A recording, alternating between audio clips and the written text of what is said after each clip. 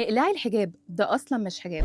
من اكتر الكومنتس اللي بشوفها تحت صور البلوجرز وصناع المحتوى اللي بيحاولوا يظبطوا حجابهم. ازاي طيب؟ هل لو انت شفت حد بيصلي 3 فروض مثلا وفردين بيأخرهم شويه هتقول له بطل تصلي ولا هتشجعه؟ هل هتقنطه من رحمه ربنا سبحانه وتعالى ومن ثمار الجهاد؟ ربنا سبحانه وتعالى بيقول: والذين جاهدوا فينا لنهدينهم سبلنا. في الحديث القدسي ربنا سبحانه وتعالى بيقول: إن تقرب إلي شبرا تقربت إليه ذراعا، وإن تقرب إلي ذراعا تقربت إليه باعا، وإن أتاني يمشي أتيته هرولا. وربنا سبحانه وتعالى هو بيكلم الكفار اللي حفروا المؤمنين حفرة من نار ورموهم بيقول: إن الذين فتنوا المؤمنين والمؤمنات ثم لم يتوبوا. يعني ربنا بيديهم فرصة إن هم يتوبوا. فلما تشوف حد بيحاول يعمل حاجة صح شجعه واحكي له قصتك ازاي انت قدرت توصل للصح ده. ومن هنا بقولك كملي في حجابك حتى لو مش كامل، واي خطوه بسيطه قادره تاخديها خديها، وربنا سبحانه وتعالى يستحيل يضيع تعبك.